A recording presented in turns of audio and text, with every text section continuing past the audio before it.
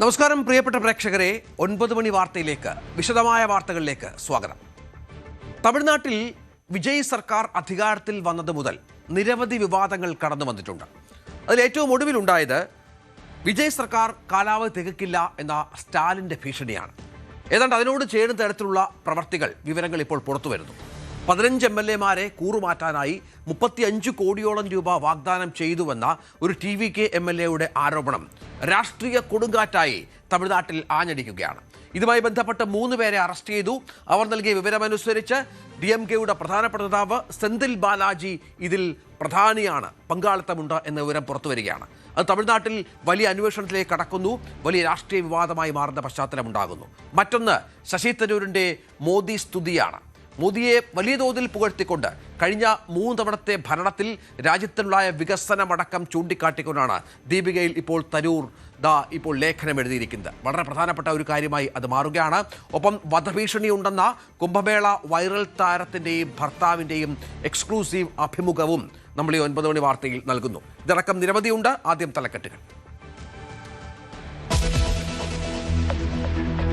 വധഭീഷണിയുണ്ടെന്ന് Kumbh Mela viral താരവും ഭർത്താവും. നേരെ കണ്ടാൽ വെടിവെച്ചു കൊല്ലുമെന്ന് ഭീഷണി. തങ്ങൾ കേരളത്തിലായതുകൊണ്ടാണ് സുരക്ഷിതരായിരിക്കുന്നതെന്നും ന്യൂസ് 18നോട്. ഫർമാന്റെ ജാമ്യാപേക്ഷ ഇന്ന് ഹൈക്കോടതിയിൽ.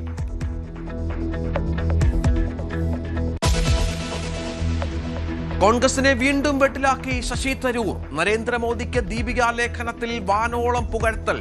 മോദി ഭരണത്തിൽ സാമ്പത്തിക നവീകരണത്തിലും വികസനത്തിലും അമ്പരപ്പിക്കുന്ന പുരോഗതി. 140 കോടി ജനങ്ങളുടെ ജീവിതം മാറ്റിമറിക്കുന്ന ഭരണമികവെന്നും തരൂർ.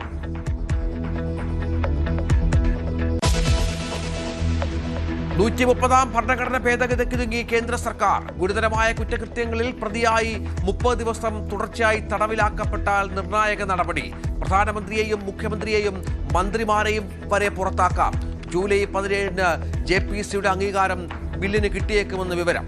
എതിർപ്പുമായി പ്രതിപക്ഷം.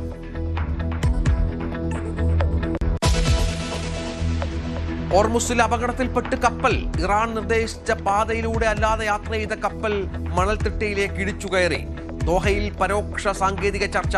വൻ പുരോഗതിയെന്ന് US പ്രസിഡന്റ് ട്രംപ്. പുരോഗതിയെന്ന് ഖത്തറും.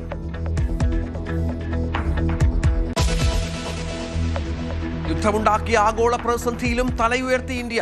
1 പതിറ്റാണ്ടായി ഊർജ അടിസ്ഥാന സൗകര്യ വികസനത്തിൽ നടത്തിയ ദീർഘകാല നിക്ഷേപങ്ങൾ തുണയായി. LPG ഇറക്കുമതി ടെർമിനലുകളുടെ എണ്ണം 11-ൽ നിന്ന് 22-ആയി. പൈപ്പ് ലൈൻ ശൃംഖല 6242 കിലോമീറ്ററായി വർദ്ധിച്ചു. ക്രൂഡ് ഓയിൽ ഇറക്കുമതി ചെയ്യുന്ന രാജ്യങ്ങളുടെ എണ്ണം 27-ൽ നിന്ന് 41-ആയി.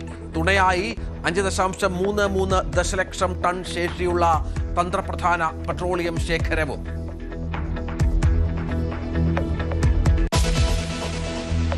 തമിഴ്നാട്ടിൽ രാഷ്ട്രീയ കൊടുങ്കാറ്റായി സർക്കാർ അട്ടിമറി ആരോപണം. DMK-യെ വെട്ടിലാക്കി സെന്തിൽ ബാലാജിയുടെ പങ്കാളിത്തം. 35 കോടി കോഴ ആരോപണത്തിൽ കൂടുതൽ അറസ്റ്റിലേക്ക് പോലീസ്.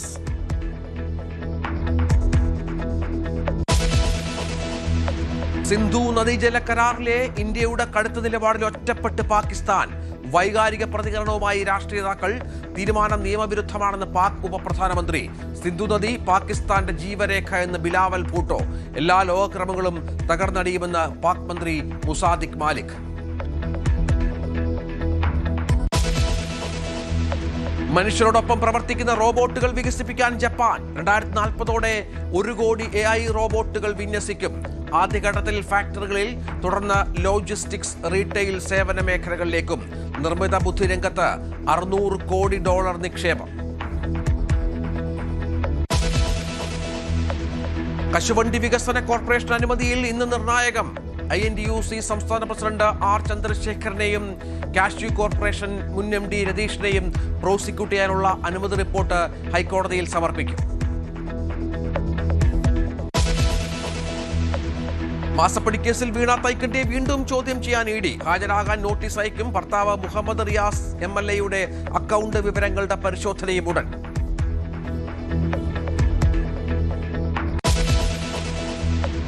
ഓപ്പറേഷൻ നിംകൂറിൽ നടപടി തുടരാൻ കസ്റ്റംസ്. ഭൂട്ടാൻ കാർ കടത്തിൽ നടൻ ദുൽഖർ സൽമാനെതിരെ നിയമ നടപടികൾ തുടരും. ചോദ്യം ചെയ്യൽ വിവരങ്ങളുടെ അടിസ്ഥാനത്തിൽ തുടർ നടപടി.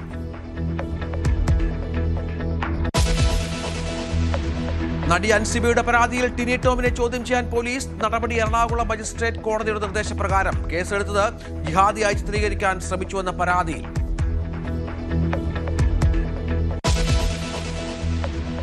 ഇംഗ്ലണ്ടും ബെൽജിയവും ലോകകപ്പിന്റെ പ്രീ ക്വാർട്ടറിൽ കോങ്കോയെ തോൽപ്പിച്ചത് ഹാരി കെയ്ന്റെ ഇരട്ട ഗോൾ മികവിൽ. 2 ഗോളിന് പിന്നിൽ ശേഷം സെനഗലിനെ വീഴ്ത്തി ബെൽജിയം. ബോസ്നിയക്കെതിരെ USA മുന്നിൽ.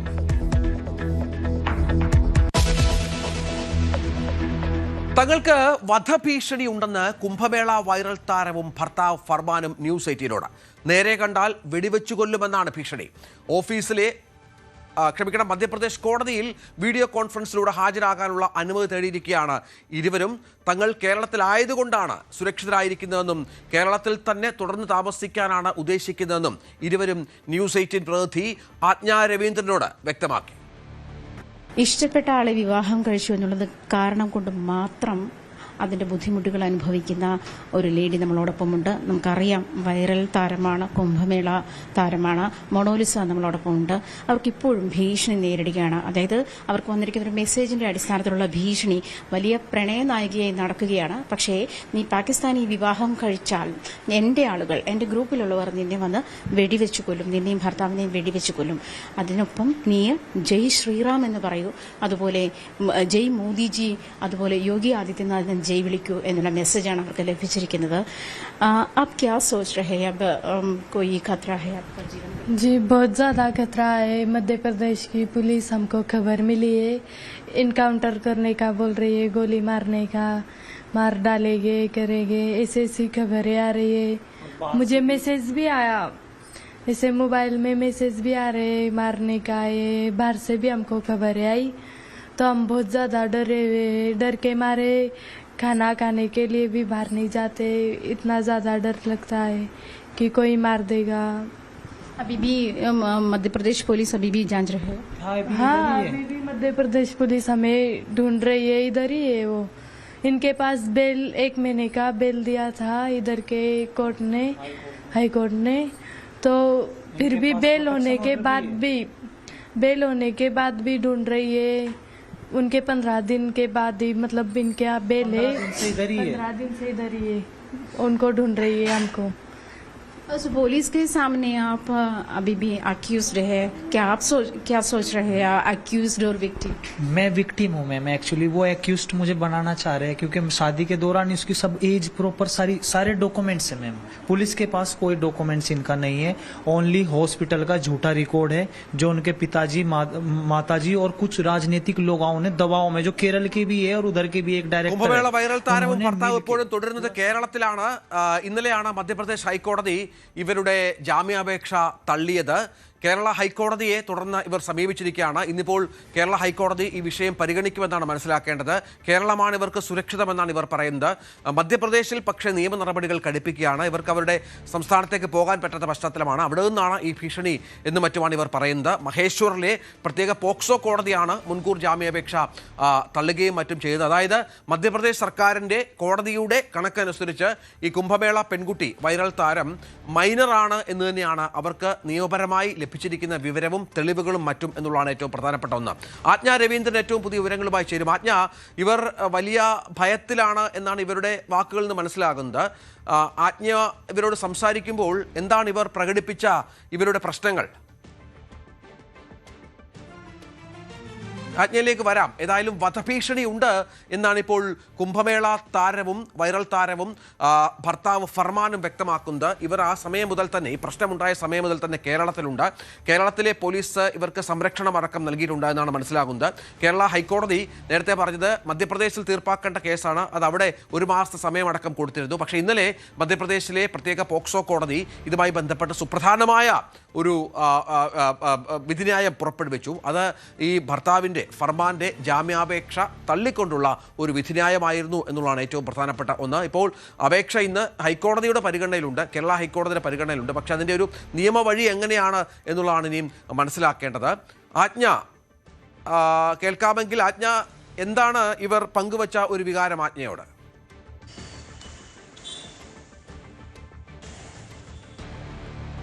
രഞ്ജിത്ത് ഇവർ ഭയങ്കര ഭയപ്പാടിലാണ് ജീവിക്കുന്നതെന്നാണ് മനസ്സിലാക്കാൻ കഴിയുന്നത്. പ്രത്യേകിച്ചും നമുക്ക് ലഭിച്ചിരിക്കുന്ന വിവരം അനുസരിച്ച് ഈ മൊണോലിസയെ അവരുടെ ജാതിയിൽ നിന്നും പുറത്താക്കിയിട്ടുണ്ട്. അപ്പോൾ അത്തരത്തിലുള്ള പ്രക്ഷോഭങ്ങൾ, അതായത് മൊണോലിസയുടെയും ഈ ഫർമാന്റെയും ചിത്രങ്ങൾ കത്തിക്കുകയും അത്തരത്തിലുള്ള ഒരു പ്രക്ഷോഭങ്ങൾ ഇവരുടെ ലോക്കൽ ഏരിയയിൽ പ്രാദേശികമായി അത്തരത്തിലുള്ള ഒരു വികാരമുണ്ട് ഇവർക്കെതിരെ. അതുമാത്രമല്ല, കഴിഞ്ഞ ദിവസം മധ്യപ്രദേശ് കോടതി ഈ ഫർമാന്റെ മുൻകൂർ ജാമ്യാപേക്ഷ കൂടി തള്ളിയിരിക്കുന്ന ഒരു സാഹചര്യത്തിൽ ഇന്നലെയാണ് ഹൈക്കോടതി ഇവിടുത്തെ ട്രാൻസിസ് ബെയിൽ എക്സ്റ്റെൻഡ് ചെയ്യുന്നതുമായിട്ട് ബന്ധപ്പെട്ട ഹർജി ഇന്നലെ പരിഗണിച്ചിട്ടുണ്ട്. എന്തായാലും ഇന്ന് ഉച്ചയോടുകൂടി അതിന്റെ ഒരു ഫലം നമുക്ക് അറിയാൻ കഴിയും. അതിന്റെ ഒരു ഹൈക്കോടതിയുടെ ഒരു നിർദ്ദേശവും കേരള ഹൈക്കോടതിയുടെ ഒരു നിർദ്ദേശവും അല്ലെങ്കിൽ വിധിയും എങ്ങനെയിരിക്കും എന്നുള്ളതനുസരിച്ചായിരിക്കും ഇനി തുടർന്നുള്ള നടപടികൾ ഉണ്ടാവുക. എന്തായാലും മധ്യപ്രദേശ് പോലീസ് ഇവിടെ മഫ്റ്റിയിൽ തുടരുന്നുണ്ട് എന്നാണ് മനസ്സിലാക്കാൻ കഴിയുന്നത്. കഴിഞ്ഞ ആഴ്ചയിൽ ഒരു ദിവസം ഇവർക്ക് സംരക്ഷണം നൽകുന്നു എന്ന് ഇവർക്ക് സംശയം തോന്നിയ ഒരാളെ ഒരു ദിവസം പൂർണ്ണമായിട്ടും ഹൗസ് അറസ്റ്റിൽ വെക്കുന്ന സാഹചര്യം ഉണ്ടായിരുന്നു. അദ്ദേഹം മാധ്യമങ്ങളോട് സംസാരിക്കാൻ തയ്യാറല്ല, പക്ഷേ അദ്ദേഹം എന്നോട് നേരിട്ട് സംസാരിച്ചിരുന്നു. വേറൊന്നുമല്ല, സ്പീക്കർ ഫോണിൽ അദ്ദേഹത്തിന് വരുന്ന കോളുകളെല്ലാം സ്പീക്കർ ഫോണിൽ ഇടുക, ഇവരുടെ വീട്ടിൽ ആരെയും പുറത്തേക്ക് ഇറങ്ങാൻ സമ്മതിക്കാതിരിക്കുക, ആളുകൾ മൂവ് ചെയ്യുന്നത് എങ്ങോട്ടൊന്നും ശ്രദ്ധിക്കുക, അതല്ലെങ്കിൽ ഈവൻ വാഷ്റൂമിൽ പോലും പോകുന്നത് അവരെന്തിനാണ് പോകുന്നതെന്ന് ശ്രദ്ധിക്കുക. അങ്ങനെ അത്തരത്തിലൊരു അധികാരവും മധ്യപ്രദേശ് പോലീസിന് കേരളത്തിൽ, അത് പ്രത്യേകിച്ച് ഒരു കേസിലും പ്രതിയല്ലാത്ത ഒരാളുടെ, മധ്യപ്രദേശ് പോലീസിന്റെ പരിധിയിൽപ്പെടുന്ന കേസുകളിൽ പ്രതിയല്ലാത്ത ആളെ ഹൗസ് അറസ്റ്റ് ചെയ്യാനുള്ള യാതൊരു അധികാരവുമില്ല.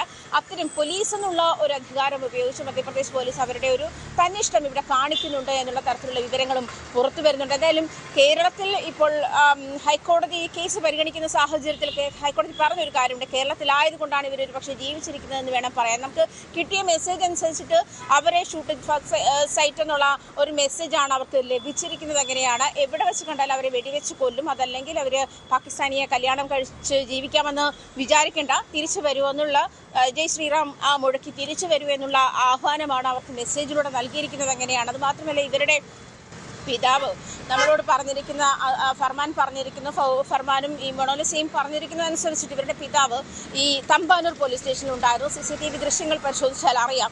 അദ്ദേഹമാണ് പിന്നീട് നാട്ടിൽ പോയിട്ട് ഫർമാനെ വിവാഹം കഴിച്ചു എന്ന് കേട്ടപ്പോൾ മകൾ മിസ്സിംഗ് ആണ് എന്നുള്ള പരാതി നൽകുന്നത്. അദ്ദേഹവും ഈ തമ്പാനൂർ പോലീസ് സ്റ്റേഷനിൽ ഈ പരാതിയുമായി ബന്ധപ്പെട്ട് അദ്ദേഹവും തമ്പാനൂർ പോലീസ് സ്റ്റേഷനിൽ ഉണ്ടായിരുന്ന ദൃശ്യങ്ങളുണ്ട്, അതും നമുക്ക് പരിശോധിച്ചാൽ മനസ്സിലാകുമെന്നാണ് പറയുന്നത്. പിന്നീട് അവിടെ പോയ ശേഷം ഈ മൊണോലിസയുടെ ബ്രദറിന്റെ, അനിയന്റെ ഡേറ്റ് ഓഫ് ബർത്ത് വെച്ചിട്ടാണ് ആശുപത്രി രേഖകൾ ഉണ്ടാക്കിയത്. അല്ലെങ്കിൽ ആശുപത്രി രേഖ എന്ന് പറയുന്നത് ഈ ബ്രദറിന്റെ ഡേറ്റ് ഓഫ് ബർത്ത് ആണ്. അത് അദ്ദേഹത്തിന് 17 വയസ്സായി. ബ്രദർ എന്ന് പറയുന്നത് ഇവരെക്കാൾ 3-4 വയസ്സ് ഇളയ ചെറുപ്പക്കാരനാണ് എന്നാണ് മൊണോലിസ പറയുന്നത്. ആ അനിയന്റെ ശരി, ആജ്ഞ രവീന്ദ്രനാണ് വിവരങ്ങൾ പങ്കുവച്ചത്. ഏതായാലും വധഭീഷണി ഉണ്ട് എന്നാണ് ഇപ്പോൾ കുംഭമേള വൈറൽ താരം പറയുന്നത്. ഭർത്താവ് ഫർമാനും കുംഭമേള വൈറൽ താരവും കേരളത്തിൽ തുടരുകയാണ്. VHP നേതാവ് കൂടിയ ശ്രീ അനിൽ വിളയിൽ ടെലിഫോൺ ലൈനിലുള്ള. ശ്രീ അനിൽ വിളയിൽ, ഇന്നലെയാണ് മധ്യപ്രദേശ് കോടതി ഇതുമായി ബന്ധപ്പെട്ട പ്രധാനപ്പെട്ട ഒരു വിവരം നമുക്ക് പുറത്തു വന്നത്, വിധിന്യായം വന്നത്. അതിൽ ജാമ്യാപേക്ഷ തള്ളുകയാണ്. ഇപ്പോൾ കേരള ഹൈക്കോടതിയിലേക്ക് ഇന്ന് ആ കേസ് വരുന്ന ഒരു പശ്ചാത്തലമുണ്ട്. എന്താണ് ഇതിൻ്റെ ഒരു നിയമവഴി? എന്തൊക്കെ അടിസ്ഥാനപരമായ തെളിവുകളാണ് മധ്യപ്രദേശ് കോടതിക്ക് കിട്ടിയിട്ടുള്ളത്? താങ്കൾക്ക് ലഭിച്ച വിവരം? ബഹുമാനപ്പെട്ട കേരള ഹൈക്കോടതി കുറെ ദിവസങ്ങൾക്ക് മുമ്പ് ഇതിന്റെ കേസ് രജിസ്റ്റർ ചെയ്തിരിക്കുന്ന മധ്യപ്രദേശിലായതിന്റെ അടിസ്ഥാനത്തിൽ ആ കോടതിയെ സമീപിച്ച് ജാമ്യം എടുക്കുന്നതിന് വേണ്ടി ട്രാൻസിറ്റ് ബെയിലാണ് അനുവദിച്ചത്. അതിന്റെ അടിസ്ഥാനത്തിലാണ് അയാൾ മധ്യപ്രദേശിലെ ഈ കൺസേൺഡ് മണ്ഡലേശ്വർ പോക്സോ കോടതിയിൽ മുൻകൂർ ജാമ്യാപേക്ഷ കൊടുത്തത്.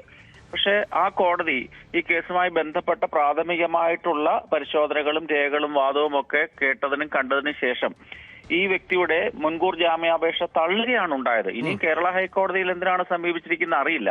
ഞാൻ മനസ്സിലാക്കിയിടത്തോളം ഇയാൾ ഈ ജാമ്യാപേക്ഷ ഇന്നലെ കിട്ടിയത് വിവരം മറച്ചുവെച്ചാണ് ഹൈക്കോടതിയെ സമീപിച്ചെന്നാണ് ഇന്നൊരു പത്രം റിപ്പോർട്ട് ചെയ്തിരിക്കുന്നത്. മലയാള പത്രം റിപ്പോർട്ട് ചെയ്തിട്ടുണ്ട് അപ്രകാരം. അതിനകത്ത് മറ്റു ചില ദുരൂഹതകൾ കൂടിയുണ്ട്. ഈ കേസ് ആദ്യം ഈ ഫർഹാൻ ഖാൻ എന്ന് പറയുന്ന വ്യക്തിക്ക് വേണ്ടി ഹൈക്കോടതിയിൽ ഫയൽ ചെയ്ത വ്യക്തികൾ, അല്ലെങ്കിൽ അന്നത്തെ വക്കീൽ മാറിയതിനു ശേഷം ഇടതുപക്ഷ സർക്കാരിന്റെ അഡ്വക്കേറ്റ് ജനറൽ ആയിരുന്ന വ്യക്തിയാണ് ഇപ്പോൾ ഇദ്ദേഹത്തിന് വേണ്ടി ബഹുമാനപ്പെട്ട കേരള ഹൈക്കോടതിയിൽ പെറ്റീഷൻ കൊടുത്തിരിക്കുന്നത്. ഇതൊക്കെ തന്നെ ഇതിന്റെ പിന്നിലുള്ള രാഷ്ട്രീയ ബന്ധം, CPM-ഉമായിട്ടുള്ള ബന്ധം വളരെ വലുതാണ് എന്ന് കാണിക്കുന്ന ചില സൂചനകളാണ്. അന്ന് ഗവൺമെന്റിന്റെ അഡ്വക്കേറ്റ് ജനറൽ ആയിരുന്ന വ്യക്തി നോക്കൂ, അന്ന് കേരള സർക്കാർ ഈ പയ്യൻ കൊടുത്ത മുൻകൂർ ജാമ്യാപേക്ഷയിൽ എതിർകക്ഷിയായിരുന്നു. അന്ന് അഡ്വക്കേറ്റ് ജനറലിന്റെ ഓഫീസിൽ നിന്നാണല്ലോ സർക്കാരിന് വേണ്ടി എതിർഭാഗത്തിന് വേണ്ടി ഹാജരായത്. അത് നേരെ തിരിച്ചു വെച്ചിരിക്കുക. ദേവസ്വം ബോർഡിലെ അഡ്വക്കേറ്റ് നിയമനം എപ്രകാരമാണോ കേരളത്തിൽ വിവാദം ഉണ്ടായത് അതിന്റെ മറ്റൊരു തലം, അത്രമാത്രം സീരിയസ് ആണെന്ന് ഞാൻ പറഞ്ഞില്ല, പക്ഷെ മറ്റൊരു തലം ഉണ്ടായിരിക്കുകയാണ്. ഇവർ നമ്മളോട് സംസാരിച്ചു, ന്യൂസ് എയ്റ്റിനോട് ഈ രണ്ടുപേരും സംസാരിച്ചിരുന്നു, താങ്കൾ അത് കേട്ട് കാണും. അതിൽ പറയുന്നത് മധ്യപ്രദേശിൽ ഞങ്ങളുടെ ജീവന് ഭീഷണിയുണ്ട്, കണ്ടാൽ വെടിവെച്ചു കൊല്ലുമെന്നാണ് ഉള്ളത്, കേരളമാണ് സുരക്ഷിതമെന്നാണ് ഇവരുടെ ഒരു വാദം. അത്തരത്തിലുള്ള ചില നിലപാടുകൾ ഇവർ സ്വീകരിക്കുന്നുണ്ട്. അതൊരു നരേറ്റീവ് മാത്രമാണ്. പിന്നെ അങ്ങോട്ട് ചെന്ന ഉടനെ അങ്ങ് വെടിവെച്ചു കൊല്ലാൻ ഇതെന്താണ്? ഇത് ഏതാണ്ട് വലിയ ഭീകരമായിട്ടുള്ള ഏതാണ്ട് ബലാത്സംഗ കേസോ രാജ്യവിരുദ്ധ കേസുകളോ ഒന്നും അല്ലല്ലോ. അപ്രകാരം എന്തെങ്കിലും ഉണ്ടാവുമെങ്കിൽ പ്രതികൾ രക്ഷപ്പെടാൻ ശ്രമിക്കുമ്പോഴല്ലേ, പോലീസിന്റെ കസ്റ്റഡിയിൽ നിന്ന് ഓടി രക്ഷപ്പെടാനൊക്കെ ശ്രമിക്കുമ്പോഴല്ലേ വെടിവെച്ച് കൊല്ലുക എന്നൊക്കെ പറഞ്ഞത്. അതിനകത്ത് കാര്യമൊന്നുമില്ലല്ലോ. ഇവർക്ക് ഹൈക്കോടതിയെ സമീപിക്കാം, ഇൻഡോർ ബെഞ്ചിനെ സമീപിച്ചതിന് ശേഷം ഇവർക്ക് വേണമെങ്കിൽ മുൻകൂർ ജാമ്യാപേക്ഷ കൊടുക്കാം. അതൊന്നുമല്ല, ഇത് പരമാവധി നീട്ടിക്കൊണ്ടു പോവുകയും ഇത് ലാഗ് ചെയ്യുകയും പൊതുസമൂഹത്തിന്റെ ശ്രദ്ധയിൽ നിന്ന് മാറുകയൊക്കെ ചെയ്യണമെന്നുള്ള ചില തിരക്കഥകളുണ്ട്. ഇതിനകത്ത് പ്രതികളാക്കപ്പെടേണ്ട പോക്സോ വകുപ്പ് ചുമത്തിയ സാഹചര്യത്തിൽ പ്രതികളാക്കപ്പെടേണ്ടത് ഗോവിന്ദൻ മാസ്റ്ററാണ്, റഹീമാണ്, ശിവൻകുട്ടിയാണ്. ഇവരെയൊക്കെ സഹായിക്കാൻ വേണ്ടിയുള്ള ഒരു കളികളാണ് ഈ പയ്യൻ കേരളത്തിൽ നടത്തിക്കൊണ്ടിരിക്കുന്നത്. അതിന് അയാളെ സാമ്പത്തികമായിട്ടും രാഷ്ട്രീയപരമായിട്ടും നിയമപരമായി സഹായിക്കുന്ന ചില കേന്ദ്രങ്ങളുണ്ട്. ഞങ്ങളൊക്കെ തന്നെ തുടക്കം തൊട്ട് പറയുന്ന ആ പെൺകുട്ടിക്കെതിരേ അല്ല നമ്മളാരും. ആ പെൺകുട്ടിയെ ഇതിനകത്ത് ഇരയാക്കപ്പെട്ടതാണ്. ലവ് ജിഹാദ് എന്ന് പറയുന്നില്ല, മൈനറായ ഒരു പെൺകുട്ടിയെ ഇരയാക്കിയ സംഭവത്തിലുള്ള പ്രതിഷേധമാണ് ഞങ്ങളൊക്കെ സംഘടനാപരമായി പ്രകടിപ്പിച്ചിട്ടുള്ളത്. വേറെ എതിർപ്പ് കൊണ്ടൊന്നുമില്ല. ഇതിന്റെ യാഥാർത്ഥ്യം പുറത്തു വരണം. എന്താണ് കേരളത്തിൽ വന്ന് ഇപ്രകാരം ഒരു വിവാഹം നടക്കാനിടയായ സാഹചര്യം? ഇത്ര പ്രമുഖരായിട്ടുള്ള വ്യക്തികൾ ഇതിൽ പങ്കെടുത്തതിന്റെ കാരണം എന്താണ്? ഇതിനെപ്പറ്റിയൊക്കെയുള്ള അന്വേഷണം ഉണ്ടാകുകയും നിയമപരമായി ആ പെൺകുട്ടി മൈനറാണ് എന്നാണ് മനസ്സിലാക്കുന്നത്. പോക്സോ കേസും അത് ഷെഡ്യൂൾഡ് ട്രൈബ് വിഭാഗത്തിൽപ്പെട്ട പെൺകുട്ടി ആയതുകൊണ്ട് ആ വിഭാഗവുമായി ബന്ധപ്പെട്ട ചില വകുപ്പുകളും ഒക്കെ തന്നെ ഈ കേസിനകത്ത് ഉൾപ്പെടുകയാണെങ്കിൽ വളരെ സീരിയസ് ആയിട്ടുള്ള ഒരു പ്രശ്നമാണ്. കേരളത്തിലെ രാഷ്ട്രീയ രംഗത്തും അത് ചില കോളിളക്കങ്ങൾ സൃഷ്ടിക്കും. ശരി, നന്ദി ശ്രീ അനിൽ വിളയിൽ താങ്കളുടെ പ്രതികരണത്തിന്. ഏതായാലും സമയക്കുറവ് കൊണ്ട് ഇടപെടുകയാണ്. നമുക്ക് മറ്റു ചില വാർത്തകളിലേക്ക് കൂടി ഒന്ന് പോകണം. അതിൽ പ്രധാനപ്പെട്ട ഒന്ന്, യുഎസും ഇറാനും ദോഹയിൽ വെച്ച് നടത്തിയ പരോക്ഷ സാങ്കേതിക ചർച്ചയിൽ പുരോഗതി എന്നിപ്പോൾ ഖത്തർ വ്യക്തമാക്കുന്ന ഒരു കാര്യമാണ്. ധാരണാപത്രത്തിലെ വിവിധ വ്യവസ്ഥകൾ ചർച്ചയായി എന്നാണ് വിവരം. ഇതിനിടയിൽ മറ്റൊരു പ്രധാനപ്പെട്ട വിവരം പുറത്തു വരുന്നത്, അത് ഹോർമുസിൽ ഇറാൻ നിർദ്ദേശിച്ച പാതയിലൂടെ അല്ലാതെ യാത്ര ചെയ്ത ഒരു കപ്പൽ മണൽത്തിട്ടയിലേക്ക് ഇടിച്ചു കയറി അപകടത്തിൽപ്പെട്ടു എന്നുള്ളതാണ്. നമുക്കറിയാം, ഹോർമുസിൽ ഒരു സമാന്തര പാത അമേരിക്കയുടെ നേതൃത്വത്തിൽ സൃഷ്ടിച്ചിട്ടുണ്ട്. അതിലൂടെ ആ പാതയിലൂടെ പോയ കപ്പലാണ് ഈ അപകടത്തിൽപ്പെട്ടത് എന്നാണ് മനസ്സിലാക്കേണ്ടത്. അത് ഏത് രാജ്യത്തിന്റെ കപ്പലാണ് എന്ന് വ്യക്തമായിട്ടില്ല. ഇറാനാണ് ഇക്കാര്യം ഇപ്പോൾ മുന്നോട്ട് വെച്ചിരിക്കുന്നത്. അജയ് സുധാ ബിജു, വിശദാംശങ്ങൾ എന്തൊക്കെയാണ്? എന്താണ് ഇപ്പോൾ ഹോർമുസിൽ സംഭവിക്കുന്നത്? ഒപ്പം ചർച്ചയുമായി ബന്ധപ്പെട്ട പുരോഗതി. ഇപ്പോൾ ഇറാനും അമേരിക്കയും തമ്മിൽ നേരിട്ടുള്ള ചർച്ചകൾ ഒന്നും തന്നെ നടന്നിട്ടില്ല എന്നുള്ളതാണ് വിവരം. പക്ഷേ ഖത്തറിൽ വെച്ച് ഒരു ഇൻഡയറക്റ്റ് ടെക്നിക്കൽ ടോക്ക് നടന്നതായിട്ട് ഇപ്പോൾ ഖത്തറിൻ്റെ വിദേശകാര്യ മന്ത്രാലയം സ്ഥിരീകരിക്കുന്നുണ്ട്. അവർ പറയുന്നതനുസരിച്ച് ചർച്ചയിൽ ഇപ്പോൾ കാര്യമായിട്ടുള്ള പുരോഗതി ഉണ്ടെന്ന് തന്നെയാണ് നമുക്ക് മനസ്സിലാക്കാൻ സാധിക്കുന്നത്. ഇതിനുശേഷം US പ്രസിഡന്റ് ഡൊണാൾഡ് ട്രംപും സമാനമായിട്ടുള്ള ഒരു പ്രതികരണം നടത്തിയിരുന്നു. അദ്ദേഹം പറഞ്ഞത്, ഇറാന് നേരെ തങ്ങൾ ഇപ്പോൾ അടുപ്പിച്ച് 3 ദിവസം ആക്രമണം നടത്തി, പക്ഷേ അതൊന്നും കുഴപ്പമില്ല, ഇപ്പോൾ നിലവിൽ ചർച്ചകൾ നല്ല രീതിയിലാണ് പുരോഗമിക്കുന്നത് എന്നാണ് ട്രംപ് മാധ്യമങ്ങളെ കണ്ടപ്പോൾ പ്രതികരിച്ചത്.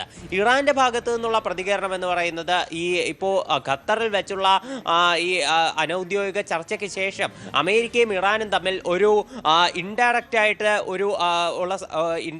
ആയിട്ടുള്ള ടോക്കിന് ശേഷം ഇപ്പോൾ ഒരു കമ്മ്യൂണിക്കേഷൻ ചാനൽ അമേരിക്കയ്ക്കും ഇറാനും ഇടയിൽ സ്ഥാപിച്ചതായിട്ടാണ് വിവരമുള്ളത്. അതായത് ഈ 14 ധാരണാപത്രത്തിന്റെ പുരോഗതി വിലയിരുത്തുന്നതിന് വേണ്ടിയിട്ടാണ് ഇത്തരമൊരു ചാനൽ സ്ഥാപിച്ചതെന്നാണ് ഇറാൻ പറയുന്ന വിവരമുള്ളത്. പക്ഷേ ഇത് ഏത് നിലയിൽ പ്രവർത്തിക്കും, എങ്ങനെയാകും ഈ കമ്മ്യൂണിക്കേഷൻ ചാനലിന്റെ പ്രവർത്തനം എന്നൊന്നും ഇറാൻ പറഞ്ഞിട്ടില്ല. ഈ 14 ധാരണാപത്രം ഒപ്പിട്ട സമയത്തും അമേരിക്കയുമായി ഒരു കമ്മ്യൂണിക്കേഷൻ ചാനൽ സ്ഥാപിക്കുന്നതായിട്ട് ഇറാൻ പറഞ്ഞിരുന്നു. പക്ഷേ ഇത്രയും ദിവസം അതിൻ്റെ യാതൊരുവിധ പുരോഗതികളും നമുക്ക് മനസ്സിലാക്കാൻ സാധിക്കില്ല. ഇപ്പോൾ തുടർച്ചയായിട്ട് ഈ കരാറിന്റെ ലംഘനം ഉണ്ടാകുന്ന അവസ്ഥയിലാണ് വീണ്ടും ഒരു കമ്മ്യൂണിക്കേഷൻ ചാനൽ എന്ന് പറയുന്ന ചർച്ച ഉയർന്നു വന്നത്. അപ്പോൾ മധ്യസ്ഥരൊന്നും ഇല്ലാതെ തന്നെ US-ഉമായിട്ട് ഡയറക്റ്റ് ആയിട്ട് ആശയവിനിമയം നടത്താനാണ് ഇറാന്റെ ഒരു നീക്കം എന്ന് വേണം ഇതിൽ നിന്ന് മനസ്സിലാക്കാൻ. ഇതിലൂടെ ഇറാന്റെ ഫ്രീസ് ചെയ്തു വെച്ചിട്ടുള്ള സ്വത്തുകളും അതുപോലെ തന്നെ പെട്ടെന്ന് തന്നെ ഏതാണ്ട് ഇറാന്റെ എണ്ണ കച്ചവടം ചെയ്യാനുള്ള ഒരു അനുമതിയും നേടിയെടുക്കാനാണ് ഇറാൻ ഇതിലൂടെ ശ്രമിക്കുന്നത്. ശരി, അജയ് സുധാ ബിജു ആണ് വിവരങ്ങൾ പങ്കുവച്ചത്. ഇതിനിടയിൽ ഇസ്രായേൽ US ആക്രമണത്തിൽ കൊല്ലപ്പെട്ട ഇറാന്റെ പരമോന്നത നേതാവ് അയത്തുള്ള അലി ഖമേനിയുടെ സംസ്കാര ചടങ്ങുകളിൽ പങ്കെടുക്കാൻ ഇന്ത്യയിൽ നിന്നും നേതാക്കൾക്ക് ക്ഷണം. കോൺഗ്രസ് നേതാക്കൾക്കും BJP നേതാക്കൾക്കും ക്ഷണമുണ്ട്. കോൺഗ്രസ് അധ്യക്ഷൻ മല്ലികാർജുൻ ഖർഗെ, സൽമാൻ ഖുർഷിദ്, പവൻ ഖേര എന്നിവരെ ഇറാൻ ഔദ്യോഗികമായി ക്ഷണിച്ചു. ജൂലൈ 5 മുതൽ 9 വരെയാണ് ടെഹ്റാനിൽ വെച്ച് ഈ ചടങ്ങുകൾ നടക്കുക. ജസ്റ്റിസ് മാർക്കണ്ഡേയ കഡ്ജുവിനും ഇതുമായി ബന്ധപ്പെട്ട് ക്ഷണമുണ്ട്. അതേസമയം പ്രധാനമന്ത്രി നരേന്ദ്രമോദിയെയും BJP അധ്യക്ഷൻ നിതിൻ നബീനെയും ക്ഷണിച്ചിട്ടുണ്ട് എന്നാണ് ഏറ്റവും പ്രധാനപ്പെട്ട വിവരം. ഇന്ത്യയെ പ്രതിനിധീകരിച്ച് ബീഹാർ ഗവർണർ സയ്യിദ് അതാ ഹസ്രൈനും വിദേശകാര്യ സഹമന്ത്രി പബ്രിത മാർഗരറ്റിയുമാണ് ചടങ്ങിൽ പങ്കെടുക്കുക എന്ന് ഇന്ത്യ അറിയിച്ച ഒരു പശ്ചാത്തലം കൂടിയാണ് പ്രധാനമായി ഉള്ളത്. മറ്റു വാർത്തയിലേക്ക് പോകേണ്ടത് പ്രധാനമന്ത്രി നരേന്ദ്രമോദിയെ വാനോളം പുകഴ്ത്തി വീണ്ടും ശശി തരൂർ. ഇത്തവണ പുകഴ്ത്തലിന്റെ ഗ്രാഫ് അല്പം കൂടുതലാണ് എന്നാണ് മനസ്സിലാക്കേണ്ടത്. ദീപികയിൽ എഴുതിയ ഒരു ലേഖനത്തിലാണ് തരൂരിന്റെ ഈ പുകഴ്ത്തൽ ഇപ്പോൾ ഉണ്ടായിരിക്കുന്നത്. സാമ്പത്തിക നവീകരണത്തിലും വികസനത്തിലും അമ്പരപ്പിക്കുന്ന പുരോഗതിയാണ് രാജ്യം കഴിഞ്ഞ 3 ടേമുകളായി മോദിയുടെ 3 ടേമുകളായി കൈവരിച്ചത്. 140 കോടി ജനങ്ങളുടെ ജീവിതം മാറ്റിമറിക്കുന്ന അത്യാധുനിക സാങ്കേതിക അടിസ്ഥാന സൗകര്യ വികസനം ഒരുക്കിയെന്നും തരൂർ പുകഴ്ത്തുന്നു. അതേസമയം ചില വിമർശനങ്ങളും ഈ ദീപിക ലേഖനത്തിൽ ഉന്നയിക്കുന്നുണ്ട്. പക്ഷേ ഈ വിമർശനങ്ങളുടെ ഗ്രാവിറ്റി അല്പം കുറവാണ്. പുകഴ്ത്തലിന് തന്നെയാണ് അല്പം മുന്നോട്ട് ഉള്ള നിലയുള്ളത് ഈ ലേഖനത്തിൽ. KP അഭിലാഷ് ഏറ്റവും പുതിയ വിവരങ്ങളുമായി ചേരും. അഭിലാഷ്, ഈ മോദിയെ തരൂർ പുകഴ്ത്തുന്നത് ആദ്യമായല്ല, പക്ഷേ പിന്നീട് മാധ്യമങ്ങളെ കാണുമ്പോൾ ഇതിൽ ചില വിശദീകരണങ്ങളും നൽകാറുണ്ട്. പക്ഷേ ഇത്തവണ പുകഴ്ത്തലിൻ്റെ ഗ്രാഫ് അല്പം കൂടുതലാണ് അല്ലേ? KP അഭിലാഷ് ഏറ്റവും പുതിയ വിവരങ്ങളുമായി ചേരുകയാണ്. ഏതായാലും മോദിക്ക് വീണ്ടും തരൂരിൻ്റെ പുകഴ്ത്തൽ എന്നുള്ളതാണ് നിർണായകം. കോൺഗ്രസിനെ അക്ഷരാർത്ഥത്തിൽ വെട്ടിലാക്കുന്ന ഒന്ന് തന്നെയാണ് ഇത് എന്ന കാര്യത്തിൽ സംശയമില്ല. കോൺഗ്രസ് പലപ്പോഴും തരൂരിനെ ഈ വിഷയത്തിൽ നേതാക്കളൊക്കെ വോൺ ചെയ്തിട്ടുണ്ട്. അഭിലാഷ്, വിശദാംശങ്ങൾ.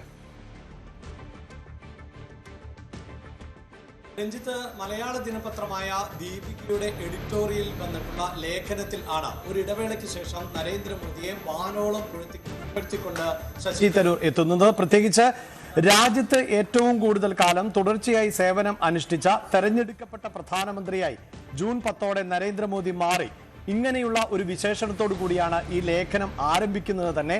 അതോടൊപ്പം തന്നെ സ്വാതന്ത്ര്യാനന്തര കാലത്തിന് ശേഷം ജവഹർലാൽ നെഹ്റു, ഇന്ദിരാഗാന്ധി എന്നിവർക്ക് ശേഷം പിന്നീട് ഒരു ലോക നേതാവായി മാറിയിട്ടുള്ളത് നരേന്ദ്രമോദിയാണ് എന്നുകൂടി ഈ ലേഖനത്തിൽ പറഞ്ഞു വെക്കുന്നുണ്ട്. ഇതാണ് വ്യക്തിപരമായി നരേന്ദ്രമോദിയെക്കുറിച്ചുള്ള പുകഴ്ത്തൽ എന്ന് നമുക്ക് പറയാം. അതേസമയം നരേന്ദ്രമോദി സർക്കാരിന്റെ ഭരണ നേട്ടങ്ങളെ എണ്ണിപ്പറഞ്ഞുകൊണ്ടുള്ള ലേഖനം കൂടിയാണ് ഇത് എന്ന് നമുക്ക് കാണാൻ സാധിക്കും. 1947 ശേഷമുള്ള ഇന്ത്യയുടെ ഏറ്റവും വലിയ പുനർക്രമീകരണത്തിനാണ് മോദി ഇതിനകം നേതൃത്വം നൽകിയത്. സാമ്പത്തിക നവീകരണത്തിലും ഭരണ സംവിധാനങ്ങളുടെ ശേഷി വികസനത്തിലും അമ്പരപ്പിക്കുന്ന തരത്തിലുള്ള പുരോഗതിയാണ് ഉണ്ടായത് എന്നുകൂടിയാണ് ഈ ലേഖനത്തിൽ ശശി തരൂർ പറഞ്ഞു വെക്കുന്നത്. 140 കോടിയിലധികം വരുന്ന ജനങ്ങളുടെ ജീവിത അടിസ്ഥാനപരമായി മാറ്റിമറിച്ച അത്യാധുനിക സാങ്കേതിക ഭൗതിക ഇൻഫ്രാസ്ട്രക്ചർ, അതായത് അടിസ്ഥാന സൗകര്യ വികസനം മോദിയുടെ കാലഘട്ടത്തിൽ ഉണ്ടായി എന്ന് പറഞ്ഞു വെക്കുകയാണ് ചെയ്യുന്നത്. 2014 ശേഷം രാജ്യത്തിന്റെ പുരോഗതി വലിയ തോതിൽ ആണ് എന്ന് അവകാശപ്പെടുമ്പോൾ അത് കോൺഗ്രസിന്റെ അവകാശവാദങ്ങളിൽ നിന്ന് നേരെ വിപരീതമാണ്. അതായത് കോൺഗ്രസിന്റെ വിമർശനങ്ങളിൽ നിന്ന് നേരെ വിപരീതമാണ് ഈ ആർട്ടിക്കിൾ എന്ന് നമുക്ക് പൂർണ്ണമായി മനസ്സിലാക്കാൻ സാധിക്കും. ഒപ്പം ബാങ്കിംഗ് മേഖലയിൽ ഉണ്ടായിട്ടുള്ള മാറ്റങ്ങൾ, സാധാരണക്കാരായ ആളുകൾ ഉൾപ്പെടെ ബാങ്കിംഗ് മേഖലയെ ആശ്രയിക്കുന്നത്, സബ്സിഡിയും ആനുകൂല്യങ്ങളും ഗുണഭോക്താക്കളിലേക്ക് നേരിട്ടെത്തുന്നത്, അങ്ങനെ അഴിമതി ഇല്ലാതാക്കാൻ കൂടി സാധിക്കുന്നു എന്നുകൂടിയുള്ള പുകഴ്ത്തൽ ആണ് ഈ ലേഖനത്തിൽ കാണാൻ സാധിക്കുന്നത്. അങ്ങനെയുള്ള പുകഴ്ത്തലിനോടൊപ്പം തന്നെ മറ്റു ചില വിമർശനങ്ങൾ കൂടിയുണ്ട്. പ്രത്യേകിച്ച് ഇറാൻ യുദ്ധസമയത്തടക്കം സ്വീകരിച്ചിട്ടുള്ള നിലപാടുകൾ, അതോടൊപ്പം തന്നെ ഈ ഹിന്ദുത്വ അജണ്ടയ്ക്ക് കൂടുതൽ പ്രാധാന്യം നൽകുന്നു എന്ന തരത്തിലുള്ള വിമർശനങ്ങൾ ഉൾപ്പെടെ ഈ ലേഖനത്തിലുണ്ടെങ്കിലും ശരി, ഏതായാലും മോദിക്ക് തരൂരിന്റെ പുകഴ്ത്തൽ വിമർശനമുണ്ടായെങ്കിൽ പോലും പുകഴ്ത്തലിനാണ് കുറച്ച് പ്രാമുഖ്യം നൽകിയിരിക്കുന്ന ഈ ലേഖനത്തിൽ എന്നുള്ളതാണ് ഏറ്റവും പ്രധാനപ്പെട്ട വിവരം. പ്രധാനമന്ത്രിയെയും മുഖ്യമന്ത്രിയെയും മന്ത്രിമാരെയും പുറത്താക്കാം. 130ാം ഭരണഘടനാ ഭേദഗതിക്കൊരുങ്ങി കേന്ദ്ര സർക്കാർ എന്നുള്ളതാണ് ഏറ്റവും പ്രധാനപ്പെട്ട വിവരം. പ്രതിപക്ഷത്തിന്റെ എതിർപ്പുണ്ട് എങ്കിലും ഗുരുതരമായ കുറ്റകൃത്യങ്ങളിൽ പ്രതിയായി 30 ദിവസം തുടർച്ചയായി തടവിലാക്കപ്പെട്ടാൽ മന്ത്രിസ്ഥാനങ്ങളിൽ നിന്ന് നീക്കം ചെയ്യാൻ കഴിയുന്ന അതിപ്രാധാന്യമുള്ള ഭരണഘടനാ ഭേദഗതി ബില്ലിന് ജോയിന്റ് പാർലമെന്ററി കമ്മിറ്റി JPC അംഗീകാരം നൽകുമെന്നാണ് വിവരം. ജൂലൈ 20-ന് ആരംഭിക്കാൻ സാധ്യതയുള്ള പാർലമെന്റിന്റെ മൺസൂൺ സമ്മേളനത്തിൽ ബിൽ കൊണ്ടുവരും എന്നാണ് ഇപ്പോൾ ഏറ്റവും പ്രധാനപ്പെട്ട വിവരം പുറത്തുവരുന്നത്. ഇതിന് അംഗീകാരം നൽകുന്നത് ജൂലൈ 17-ന് JPC അംഗീകാരം നൽകിയേക്കും എന്നുള്ള സൂചനകൾ കൂടി പുറത്തു വരികയാണ്. സർക്കാർ വൃത്തങ്ങളെ ഉദ്ധരിച്ച് മാധ്യമങ്ങൾ ഈ വിവരം പുറത്തുവിടുന്നു. ഇതുമായി ബന്ധപ്പെട്ട് DMK-യുടെ അടക്കം പിന്തുണ കേന്ദ്ര സർക്കാർ തേടിയിരിക്കുന്നു എന്നുള്ളതാണ് നിർണായകമായ കാര്യം. ഗുരുതരമായ കുറ്റകൃത്യങ്ങളിൽ 30 ദിവസം തുടർച്ചയായി അറസ്റ്റിലായി കസ്റ്റഡിയിൽ തടവിലാക്കപ്പെട്ടാൽ അവരെ നീക്കം ചെയ്യാനുള്ള വ്യവസ്ഥ ഉൾക്കൊള്ളിക്കുന്നതാണ് ബില്ല്. പ്രതിപക്ഷത്തിന്റെ വിമർശനമെന്ന് പറയുന്നത് രാഷ്ട്രീയ എതിരാളികൾക്ക് നേരെ ഇത് ദുരുപയോഗം ചെയ്യാൻ സാധ്യതയുണ്ട് എന്നുള്ളതാണ്. പ്രതിപക്ഷം എതിർക്കുന്നുണ്ട്. ഏതായാലും കേന്ദ്ര ആഭ്യന്തരമന്ത്രി അമിത്ഷാ കഴിഞ്ഞ ഓഗസ്റ്റിൽ ബില്ല് അവതരിപ്പിച്ചിരുന്നു. തുടർന്ന് BJP MP അപരാജിത സാരംഗി അധ്യക്ഷനായ 31 അംഗ പാർലമെന്ററി പാനൽ ഇത് പരിശോധിക്കാൻ രൂപീകരിച്ചു. ഇവരുടെ പരിഗണനാ വിഷയമാണ് ഇപ്പോൾ അംഗീകരിക്കപ്പെടുന്നത് എന്നാണ് മനസ്സിലാക്കേണ്ടത്. അതിനുശേഷം പാർലമെന്റിൽ കൊണ്ടുവന്ന് ബില്ല് പാസ്സാക്കാനുള്ള ശ്രമത്തിലാണ് കേന്ദ്ര സർക്കാർ എന്നാണ് മനസ്സിലാക്കേണ്ടത്. അതാണ് പ്രതിപക്ഷത്തിനടക്കം ഭീതിയുള്ളത്. രാഷ്ട്രീയ എതിരാളികൾ ഇത് ഉപയോഗിക്കും എന്നതിൽ. മറ്റു വാർത്ത നമുക്കറിയാം, പശ്ചിമേഷ്യയിൽ വലിയ സംഘർഷം ഉണ്ടായപ്പോൾ പ്രധാനപ്പെട്ട പ്രതിസന്ധികൾ നമ്മുടെ ലോകരാജ്യങ്ങളുണ്ടായി. നമ്മുടെ രാജ്യം പ്രധാനമായും 90% എണ്ണ ഇറക്കുമതി, ഇന്ധന ഇറക്കുമതിയൊക്കെ നടത്തുന്നത് ഹോർമുസ് കടലിടുക്ക് വഴിയായിരുന്നു. പക്ഷേ ഈ ഹോർമുസ് കടലിടുക്കിലെ ഉണ്ടായ പ്രതിസന്ധി നമ്മുടെ രാജ്യത്ത് അല്പമൊന്ന് പെട്രോൾ ഡീസൽ വില വർധനവിൽ മാത്രം ഒതുങ്ങി നിന്നു. പക്ഷേ ഒരു ക്ഷാമം എന്നൊരു കാര്യം ഈ 4 മാസം നമ്മുടെ രാജ്യത്തുണ്ടായില്ല എന്ന് ഏറ്റവും പ്രധാനപ്പെട്ട ഒന്നാണ്. അതായത് ഏറ്റവും വലിയ ഊർജ്ജ വെല്ലുവിളിയാണ് കഴിഞ്ഞ 4-5 മാസമായി കേന്ദ്ര സർക്കാർ നേരിട്ടത് എന്നുള്ളതാണ്. പക്ഷേ പമ്പുകളിൽ ഇന്ധനക്ഷാമം ഉണ്ടാകാതെ വീടുകളിലേക്കുള്ള LPG വിതരണം തടസ്സപ്പെടുത്താതെ കാര്യക്ഷമമായി ഈ വിഷയം കൈകാര്യം ചെയ്യാൻ ഇന്ത്യക്ക് സാധിച്ചു എന്നുള്ളത് പ്രധാനപ്പെട്ട ഒന്നാണ്.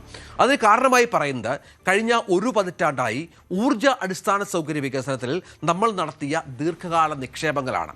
ഈ പ്രതിസന്ധി ഘട്ടത്തിൽ രാജ്യത്തിന് അത് വലിയ കരുത്തായി എന്നുള്ള വിവരങ്ങളാണ് ഇപ്പോൾ പുറത്തു വരുന്നത്. അതായത് LPG ഇറക്കുമതി ടെർമിനലുകളുടെ എണ്ണം കേവലം 11 ആയത് നേരെ ഇരട്ടിയാക്കി 22 പൈപ്പ് ലൈൻ ശൃംഖല 6242 കിലോമീറ്ററായി വർദ്ധിപ്പിച്ചു.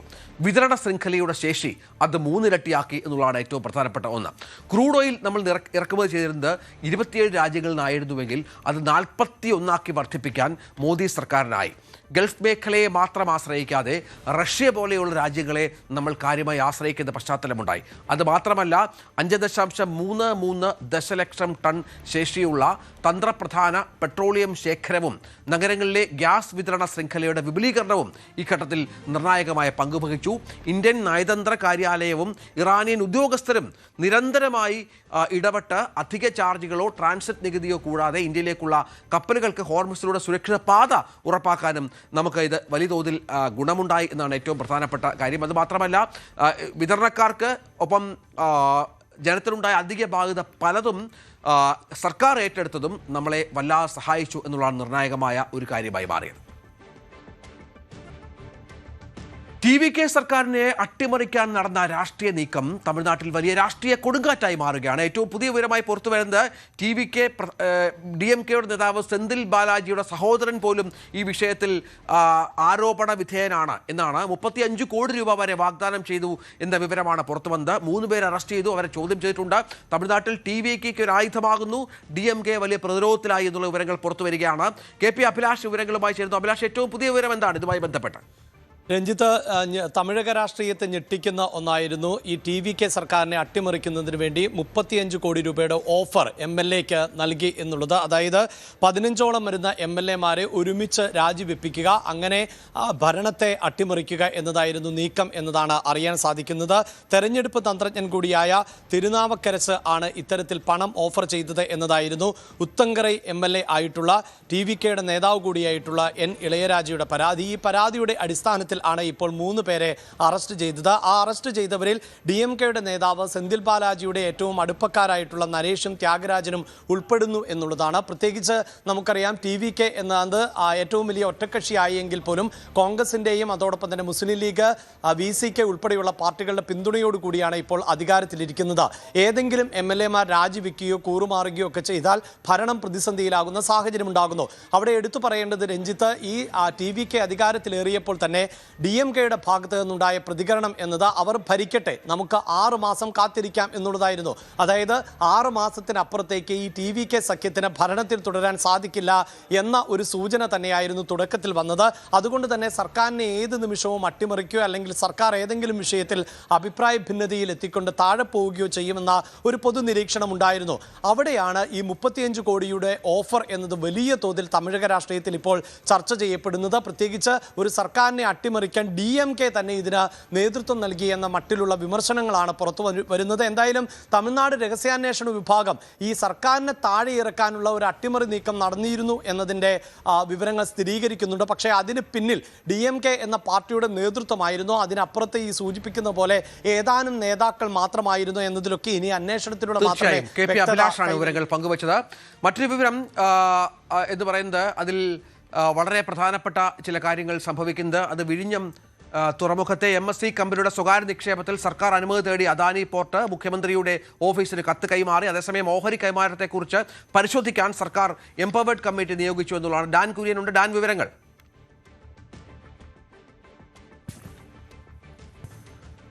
അയോധ്യ തട്ടിപ്പിൽ ട്രസ്റ്റ് ജനറൽ സെക്രട്ടറി ചമ്പത് റായിയെ പിന്തുണച്ച ഒരു വിഭാഗം ചമ്പത് റായി രാജിവെക്കേണ്ടത് എന്നാണ് ഇവരുടെ നിലപാട്. അതേസമയം അറസ്റ്റിലായ അവിനാശ് ശുക്ലയുടെ ബന്ധത്തിലുള്ള യോഗ സെന്ററിൽ നിന്നും കാണിക്കപ്പെട്ടി കണ്ടെടുത്തു. ക്ഷേത്ര നിയമനങ്ങളിലും കരാർ ജോലികളിലും വലിയ തോതിൽ കമ്മീഷൻ കൈപ്പറ്റിയതായും വിവരമുണ്ട്. അഭിലാഷ് തുടരുന്നുണ്ട്. അഭിലാഷ്, വലിയ ഞെട്ടിപ്പിക്കുന്ന വിവരങ്ങൾ അതുമായി ബന്ധപ്പെട്ട് പുറത്തു വരുന്നത്. എന്താണ് യഥാർത്ഥത്തിൽ സംഭവിക്കുന്നത്? കൂടുതൽ തട്ടിപ്പുകൾ, ഡോളർ അടക്കമുള്ള പണം പലയിടങ്ങളിൽ നിന്ന് കണ്ടെടുത്തു എന്ന് വിവരമുണ്ട്. ഒപ്പം ചമ്പത് റായിയെ ഈ വിഷയത്തിൽ ബലിയാടാക്കുന്നുവെന്ന് ഒരു വിഭാഗം പറയുന്നു. എന്താണ് ഇതിൽ വിവരങ്ങൾ?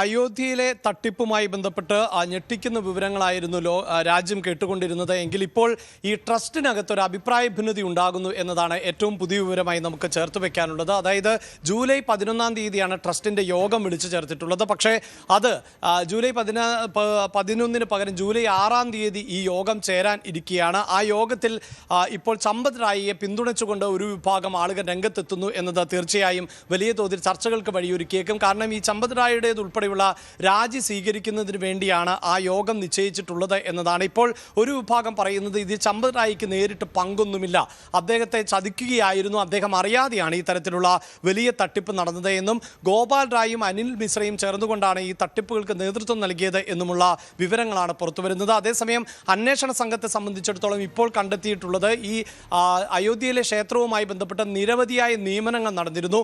ഈ നിയമനങ്ങൾക്ക് അടക്കം വലിയ തോതിലുള്ള തുക കൈക്കൂലിയായി വാങ്ങി എന്നുള്ളതാണ്. ഒപ്പം അയോധ്യയിലെ നിർമ്മാണ പ്രവർത്തനങ്ങളുമായി ബന്ധപ്പെട്ട കരാറുകളിലും വലിയ തോതിലുള്ള കമ്മീഷൻ നേടിയിട്ടുണ്ട് എന്ന വിവരങ്ങൾ പുറത്തു വരുന്നുണ്ട്. അതേസമയം തന്നെ ചമ്പത് റായിയുടെ ഡ്രൈവറും വിശ്വസ്തനുമായിട്ടുള്ള രാംശങ്കർ യാദവ്, ഈ രാംശങ്കർ യാദവിന് ഈ തട്ടിപ്പുമായി ബന്ധമുണ്ടോ എന്ന സംശയമാണ് പുറത്തു വരുന്നത്. ഒപ്പം മറ്റൊരു വിവരം എന്നത് ഈ തട്ടിപ്പിന്റെ ഭാഗമായി പിടിക്കപ്പെട്ടിട്ടുള്ള അവിനാശ് ശുക്ലയുടെ ബന്ധുവിൻ്റെ നടത്തിപ്പിൽ വരുന്ന ഒരു യോഗ സെന്ററിൽ നിന്ന് ഒരു പ്രധാനപ്പെട്ട കണ്ടെത്തലുണ്ടായിട്ടുള്ളത് അവിടെ ഈ പണപ്പെട്ടികൾ സൂക്ഷിച്ചു വെച്ചിരുന്നു എന്നുള്ളതാണ്. ഈ പണപ്പെട്ടികളെല്ലാം തന്നെ ക്ഷേത്രത്തിലെ കാണിക്ക വഞ്ചി എന്ന നിലയിലുള്ള പണപ്പെട്ടികളാണ്. ഏതാണ്ട് 35 ലക്ഷം രൂപ ഒരു പണപ്പെട്ടിയിൽ തന്നെ ഉണ്ടായിരുന്നു എന്നതാണ്. രാമരാജ്യ കോസ്റ്റ് എന്ന് എഴുതിയിരുന്ന, അതായത് രാമരാജ്യ സംഭാവന എന്നെഴുതിയിരുന്ന പെട്ടിയിൽ ഈ QR കോഡുകൾ അടക്കമുണ്ടായിരുന്നു. ഈ QR കോഡിലൂടെ നൽകിയിട്ടുള്ള പണമൊക്കെ ആരുടെ അക്കൗണ്ടിലേക്കാണ് പോകുന്നത് എന്നതുൾപ്പെടെയുള്ള കാര്യങ്ങളിൽ വ്യക്തത വരുത്തേണ്ടതുണ്ട്. ഒപ്പം തട്ടിപ്പിന് സംസ്ഥാനത്തിന് പുറത്തു നിന്നുള്ളവരും പങ്കാളികളായിട്ടുണ്ട് എന്ന സൂചനയാണ് വരുന്നത്. കള്ളപ്പണം വെളുപ്പിക്കാൻ ഈ തട്ടിപ്പിന് പ്രയോജനപ്പെടുത്തിയോ എന്ന സംശയമുണ്ട്. അതുകൊണ്ട് തന്നെ എൻഫോഴ്സ്മെന്റ് ഡയറക്ടറേറ്റും അതോടൊപ്പം തന്നെ CBIയും ഈ ഇതുമായി ബന്ധപ്പെട്ട അന്വേഷണത്തിന്റെ ഭാഗമാകും എന്ന സൂചനകളാണ്. ശരി, അഭിലാഷാണ് വിവരങ്ങൾ പങ്കുവച്ചത്. 1960 മുതൽ ഇന്ത്യയും പാകിസ്ഥാനും തമ്മിലുള്ള ആഭ്യന്തര വിദേശ നയതന്ത്രങ്ങളുടെ നട്ടെല്ലായിരുന്ന സിന്ധു നദീജല കരാർ നമുക്കറിയാം, അത് ഇന്ത്യ താൽക്കാലികമായി റദ്ദാക്കി. അതായത് ചോരയും വെള്ളവും ഒരുമിച്ചൊഴുകില്ല എന്നുള്ള നിലപാടോടുകൂടിയാണ് ഇന്ത്യൻ ഭരണകൂടം അത്തരത്തിൽ ഒരു തീരുമാനിച്ചിരിക്കുന്നത്. അതോടുകൂടി പാകിസ്ഥാൻ ചരിത്രത്തിലെ വലിയ ഒരു നിലനിൽപ്പ് ഭീഷണിയിലേക്ക് മാറുന്നു എന്നുള്ള വിവരമാണ് പുറത്തുവരുന്നത്. ഇന്ത്യയുടെ തീരുമാനം നിയമവിരുദ്ധമാണെന്ന് പാക് ഉപപ്രധാനമന്ത്രി ഇഷാഖ് ധാർ ആരോപിച്ചു. അതായത് വൈകാരികമായ പ്രതികരണം പാകിസ്ഥാന്റെ ഭാഗത്തുണ്ടാകുന്നു ഈ വിഷയവുമായി ബന്ധപ്പെട്ട് എന്നാണ് നിർണായകമായത്. ഈ സിന്ധു നദീജല കരാർ അല്ലെങ്കിൽ ആ വെള്ളം ലഭിക്കാതിരുന്നാൽ അവർ അനുഭവിക്കാൻ പോകുന്ന ഭാവിയിലെ വിഷയങ്ങൾ അതിഗുരുതരമാണ് എന്നുള്ള ബോധ്യം പാകിസ്ഥാനുണ്ട്. കരാർ ഏകപക്ഷീയമായി റദ്ദാക്കാൻ ഇന്ത്യക്ക് കഴിയില്ല എന്നാണ് പാകിസ്ഥാന്റെ വാദം. ജലം ഒരിക്കലും ഒരു രാഷ്ട്രീയ ആയുധമാക്കരുത് എന്നും ജലവിഹിതം തടയാൻ ശ്രമിച്ചാൽ അതിനെ യുദ്ധപ്രഖ്യാപനമായി കണക്കാക്കുമെന്നാണ് പാകിസ്ഥാന്റെ നാഷണൽ സെക്യൂരിറ്റിയെ ഉദ്ധരിച്ച് മുന്നറിയിപ്പ് നൽകിയിരിക്കുന്നത്. പാകിസ്ഥാൻ പീപ്പിൾസ് പാർട്ടി അധ്യക്ഷൻ നേരത്തെ ഇന്ത്യക്കെതിരെ അതിരൂക്ഷ വിമർശനം ഉന്നയിക്കുന്ന മുൻ വിദേശകാര്യമന്ത്രിയായ ബിലാവൽ ഭൂട്ടോ കൂടുതൽ വൈകാരികമായാണ് ഈ വിഷയത്തിൽ പ്രതികരിച്ചത് എന്നുള്ളതാണ്. സിന്ധു നദി പാകിസ്ഥാന്റെ ജീവരേഖയാണ്. ആ ജീവരേഖയെ ഒരു തരത്തിലും മാറ്റാൻ അനുവദിക്കില്ല എന്ന മുന്നറിയിപ്പ് അദ്ദേഹത്തിൻ്റെ ഭാഗത്തു നിന്ന് ഉണ്ടാകുകയാണ്. അത് മാത്രമല്ല, ഈ ജലാശയങ്ങളെ ആയുധമാക്കുന്നതിനെ ഒരു പുതിയ രാജ്യാന്തര കൺവെൻഷൻ രൂപീകരിക്കണമെന്ന് ഭൂട്ടോ ലോകരാജ്യങ്ങളോട് നിർദ്ദേശിക്കുന്ന പശ്ചാത്തലം കൂടി ഒരുങ്ങുകയാണ്. ഏതായാലും വലിയ തോതിലുള്ള വിമർശനം ഈ വിഷയത്തിൽ ഇന്ത്യക്കെതിരെ ഉന്നയിക്കുന്നുണ്ട് എങ്കിൽ പോലും ഇന്ത്യ തങ്ങളുടെ നിലപാടുകളിൽ ഉറച്ചു നിൽക്കുന്ന പശ്ചാത്തലം കൂടിയുണ്ട്. ഇത്തരത്തിലൊരു നിലപാടുമായി ഇന്ത്യ മുന്നോട്ട് പോയാൽ എല്ലാ ലോകക്രമങ്ങളും തകർന്നടിയുമെന്നാണ് പാക് മന്ത്രി മുസാദിഖ് മാലിക് മുന്നറിയിപ്പ് നൽകുന്ന ഒരു പശ്ചാത്തലം ഉണ്ടാകുന്നത്. ഏതായാലും നമുക്കറിയാം, പഹൽഗാം ഭീകരാക്രമണത്തിന് ശേഷമാണ് ഇന്ത്യ കടുത്ത തീരുമാനത്തിലേക്ക് വരികയും മറ്റും ചെയ്തത്. ഇതിൽ പാകിസ്ഥാൻ കേന്ദ്രമാക്കിയുള്ള ഭീകര സംഘടനകളാണ് എന്ന് ഇന്ത്യ വ്യക്തമാക്കിയ പശ്ചാത്തലം കൂടിയുണ്ട്. ഏതായാലും ഓപ്പറേഷൻ സിന്ധൂർ എന്ന പേരിൽ നടന്ന ആക്രമണങ്ങൾക്ക് ശേഷം ഇന്ത്യ നടത്തുന്ന വളരെ പ്രധാനപ്പെട്ട ഒരു നീക്കമായി ഈ സിന്ധു നദീജല കരാറുമായി ബന്ധപ്പെട്ട ഇന്ത്യയുടെ പിന്നോട്ട് പോക്ക് സൃഷ്ടിച്ചിട്ടുണ്ട്. അത് വലിയ തോതിലുള്ള ഇമ്പാക്റ്റ് പാകിസ്ഥാനിൽ ഉണ്ടാക്കിയിട്ടുണ്ട് എന്നാണ് മനസ്സിലാക്കേണ്ടത്. നിർമ്മാണ പ്രവർത്തനം അടക്കം ഇന്ത്യ നടത്തുന്ന ഒരു പശ്ചാത്തലം കൂടി. അതായത് ഇന്ത്യ നടത്തിയ അപ്രതീക്ഷിത നീക്കം പാകിസ്ഥാനെ പൂർണ്ണമായും ഒറ്റപ്പെടുത്തിയിരിക്കുന്നു എന്നുള്ള വിവരമാണ് ഈ ഘട്ടത്തിൽ മുന്നോട്ട് വരുന്നത്. ഇതിനെ തുടർന്ന് നിരവധി സെമിനാറുകൾ ഇതുമായി ബന്ധപ്പെട്ട് പാകിസ്ഥാൻ നടത്തുന്ന മറ്റുമുണ്ട്. അവിടെയാണ് ഈ മന്ത്രിമാരും മറ്റും പല അവകാശവാദങ്ങളും മുന്നോട്ട് വെക്കുന്നത്. നമുക്കറിയാം, 1960 സെപ്റ്റംബർ 19 ഇന്ത്യൻ പ്രധാനമന്ത്രി ജവഹർലാൽ നെഹ്റുവും പാകിസ്ഥാൻ പ്രസിഡന്റ് അയൂബ് ഖാനും തമ്മിൽ ഈ കരാർ ഒപ്പുവെച്ചത്. ഇതനുസരിച്ച് സിന്ധു നദീവ്യൂഹത്തിലെ 6 നദികളിലെ വെള്ളം ഇരു രാജ്യങ്ങൾക്കുമായി വിഭജിച്ച് നൽകും എന്നാണ് കരാർ ഉള്ളത്. വിവിധ സംഘർഷങ്ങൾ ഉണ്ടായിട്ടും യുദ്ധങ്ങൾ ഉണ്ടായിട്ടും ഈ കരാറിൽ നിന്ന് പിന്മാറാൻ ഇന്ത്യ തയ്യാറായിരുന്നില്ല. പക്ഷേ ഇപ്പോൾ ഏറ്റവും ഒടുവിൽ മോദി സർക്കാർ തീരുമാനിച്ചിരിക്കുന്നത് വെള്ളവും രക്തവും ഒരുമിച്ചൊഴുകില്ല എന്നുള്ളതാണ്. ഖത്തർ രാജകുടുംബം സമ്മാനമായി നൽകിയ അത്യാധുനിക സൗകര്യങ്ങളോട് കൂടിയ പുതിയ എയർഫോഴ്സ് 1 വിമാനം US പ്രസിഡന്റ് ട്രംപ് തൻ്റെ ആദ്യ യാത്ര നടത്തി എന്നുള്ളതാണ് ഏറ്റവും പ്രധാനപ്പെട്ട വിവരം. മേരിലാൻഡിൽ നിന്ന് അദ്ദേഹം നോർത്ത് ഡക്കോട്ടയിലേക്കാണ് യാത്ര തിരിച്ചത്. എയർഫോഴ്സ് 1ന്റെ പരമ്പരാഗത ഇളം നീല നിറത്തിലുള്ള ബോഡി അല്ല ഇതിന്. വിമാനം ട്രംപിൻ്റെ ഇഷ്ടാനുസരണം അദ്ദേഹത്തിൻ്റെ ഇഷ്ട കളറായ നേവി ബ്ലൂ നിറത്തിലുള്ള അടിഭാഗവും ചുവപ്പും സ്വർണ്ണ വരകളും അടങ്ങിയ ഒരു കാര്യമാണ്. ആദ്യത്തെ പറക്കൽ എന്നെ ആവേശഭരിതനാക്കുന്നു എന്നാണ് ട്രംപ് ഇതുമായി ബന്ധപ്പെട്ട് പ്രതികരിച്ചത്. ഇതുവരെ ആരും ഇത്തരം ഒരു അനുഭവം നേടിയിട്ടില്ല എന്നാണ് വിമാനത്തിൽ കയറുന്നതിന് മുൻപായി ട്രംപ് പറഞ്ഞത്. മക്കളായ Eric Trump, Donald Trump junior, Donald Trump ജൂനിയറിൻ്റെ ഭാര്യ ബെറ്റീന ട്രംപ്, നിരവധി വൈറ്റ് ഹൗസ് ഉദ്യോഗസ്ഥർ എന്നിവരും ട്രംപിനോടൊപ്പം ആദ്യ യാത്രയിലുണ്ടായിരുന്നു. $400 മില്യൺ വിലമതിക്കുന്ന ഈ സമ്മാനം ഖത്തർ നൽകിയത്, ഈ ആകാശ ആഡംബരം ഖത്തറാണ് ട്രംപിന് സമ്മാനിച്ചത് എന്നുള്ളതാണ്. ഒരുപക്ഷെ ഒരു വിദേശ രാജ്യം ഇത്രയും വിലപിടിപ്പുള്ള ഒരു സമ്മാനം പ്രസിഡന്റ് നൽകുന്ന ആദ്യമായാണ് എന്നുള്ളതാണ് ഏറ്റവും പ്രധാനപ്പെട്ട ഒന്ന്. എയർഫോഴ്സ് 1 ട്രംപ് പ്രസിഡന്റായി ഇരിക്കുമ്പോൾ മാത്രമാണ് ഇത് ഉപയോഗിക്കുക. അതിനുശേഷം Donald J Trump presidential library ഫൗണ്ടേഷന് ഈ വിമാനം കൈമാറാനാണ് ഇപ്പോൾ ധാരണ വന്നിരിക്കുന്നത്. UAE ഇന്ത്യൻ പ്രവാസികൾക്ക് കനത്ത തിരിച്ചടി എന്നുള്ള വിവരം കൂടി പുറത്തു വരുന്നുണ്ട്. പാസ്പോർട്ട് സേവനങ്ങളുടെ നിരക്കാണ് ഇപ്പോൾ കുത്തനെ വർദ്ധിപ്പിച്ചിരിക്കുന്നത്. പുതുക്കിയ നിരക്കുകൾ ഇന്നലെ മുതൽ പ്രാബല്യത്തിൽ വന്നതായി ദുബായ് ഇന്ത്യൻ കോൺസുലേറ്റ് അറിയിച്ചിട്ടുണ്ട്.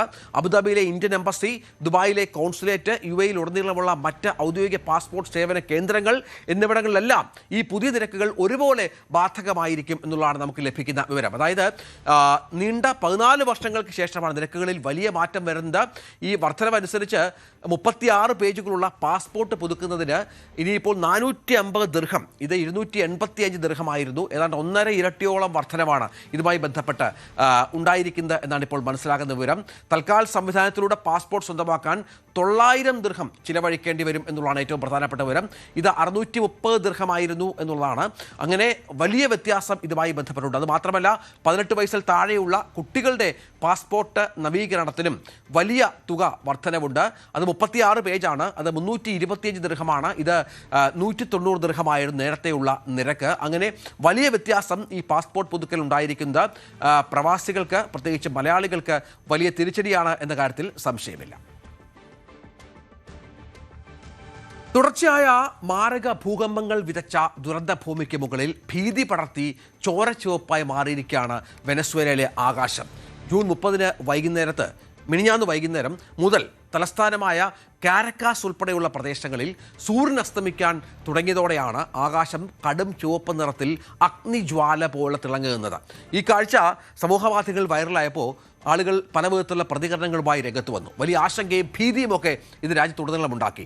ഈ പല ചർച്ചകൾ വരുന്നത് ബൈബിളിലൊക്കെ പറയുന്ന ലോകാവസാനത്തിലേക്കുള്ള സൂചനയാണ് എന്നാണ് ചില വിലയിരുത്തലുകളും മറ്റും വന്ന് അത്തരം ചില സോഷ്യൽ മീഡിയ പോസ്റ്റുകളുമൊക്കെ രംഗത്ത് വന്നു. പക്ഷേ ഇത് ഒരു അത്ഭുത പ്രതിഭാസത്തിന് പിന്നിൽ തികച്ചും സാധാരണമായ കാരണങ്ങളാണ് എന്നാണ് വിദഗ്ധരുടെ ഒരു വിലയിരുത്തൽ. അതായത് വെനസ്വേലയിൽ കാൻഡിലാസോ എന്നറിയപ്പെടുന്ന പ്രതിഭാസമാണ്.